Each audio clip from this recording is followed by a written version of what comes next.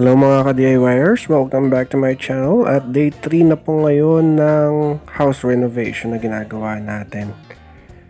At sa day 3 na to, March 18, 2021, ipapakita ko kung ano yung mga improvements na nagawa nila.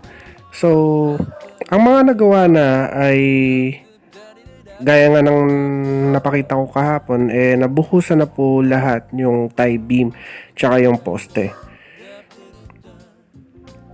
So, babiyahin muna pala kami para bumili ng tiles.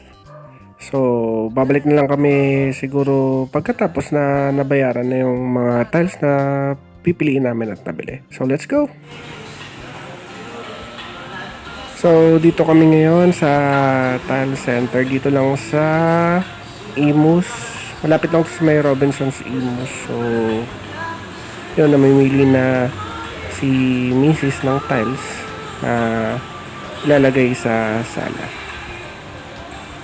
So, hintayin ko na lang sila matapos.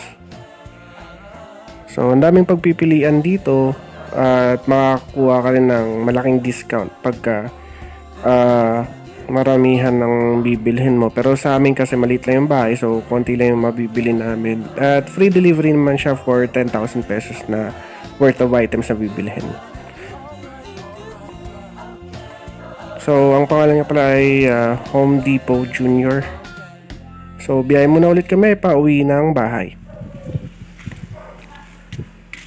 So, nakarating na kami. I-check lang namin. So, 4 PM na pala ng hapon. I-check lang namin kung ano yung mga nagawa na sa day 3. So, konti na lang pala yung bakal. So, kailangan magpa-order ulit daw ng bakal. At yan, marami pa tayong hollow blocks na number 4. So, yung number 5, yun na lang siya. Konti na lang. At check na natin kung ano yung natapos. Meron na po pala tayong pader.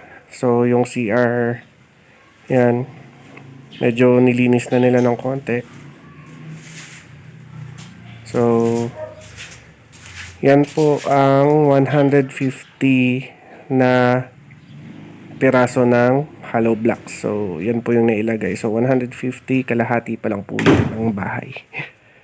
So, yung bakal, kukulangin pa para sa beam. So, kailangan mag-reorder ulit.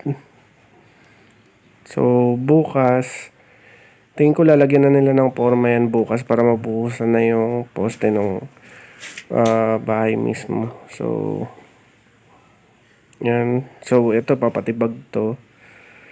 At pag natayo na raw yung poste, saka palang titibagin yung sa second floor. So, okay naman yung gawa nila. So, that's it for day 3 muna. At check out natin bukas. So, pahinga na muna tayo. And don't forget to like, share, and subscribe to my channel, Once DIYers channel. At hanggang bukas ulit sa new update. Thank you. Bye!